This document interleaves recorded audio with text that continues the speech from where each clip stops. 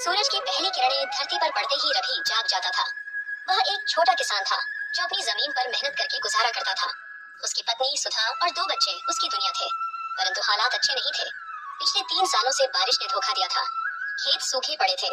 रवि ने चिंता भरे स्वर में पूछा, सुधा, इस बार अगर फसल नहीं हुई तो क्या करेंगे? सुधा ने उसे ढांढस बंधाते हुए कहा, भगवान पर भरोसा रखो रवि, मेहनत का फल जरूर मिलेगा। लेकिन रवि का मन अशांत था। उसके खेत में बाजरा बोया गया था, परंतु पानी की कमी के कारण पौधे सूख रहे थे। एक दिन रवि ने तय किया कि वह अपने खेत का थोड़ा सा अनाज बेचने के लिए गांव के बड़े बाजार जाएगा। रवि ने कहा, बच्चों का ख्याल रखना सुधा, मैं जल्दी लौट आऊंगा। उसने अपने बैलगाड़ी में अनाज लादा और सुबह सुबह घर से निकल पड़ा। बाजार जाने का रास्ता लंबा और कठिन था। रास्ते में ऊबड़ खाबड़ सड़कें, जंगल और नदी थी।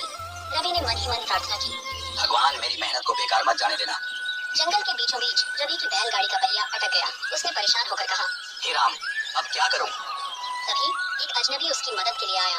अजनबी ने पूछा, भैया मैं मदद कर दूं? रवि ने थोड़ी झिझक के बाद हामी भर दी।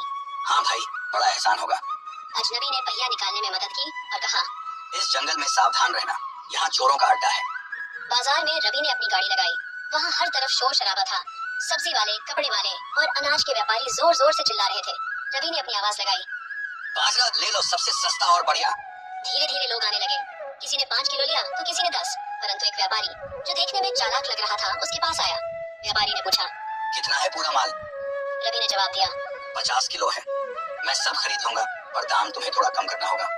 रवि दुविधा में पड़ गया। उसने सोचा, अगर सारा अनाज एक बार में बिक गया तो मुझे जल्दी लौटने का मौका मिलेगा। पर क्या यह व्यापारी भरोसेमंद था? रवि ने व्यापारी को अपना अनाज बेच दिया। व्यापारी ने कहा, पैसे मैं तुरंत देता हूँ, तुम बस यहाँ रुकना। परंतु व्यापारी कुछ देर बाद गायब हो गया। रवि ने निराश होकर कहा, हे भगवान, मेरे साथ यह क्या हो गया? वह इधर उधर भागा, लोगों से पूछा, पर व्यापारी का कोई पता नहीं चला। थका हारा रवि एक पेड़ के नीचे बैठ गया। उसकी आंखों में आंसू थे। तभी एक बुजुर्ग उसके पास आया। बुजुर्ग ने पूछा, बेटा क्या हुआ? रवि ने सारी कहानी बताई।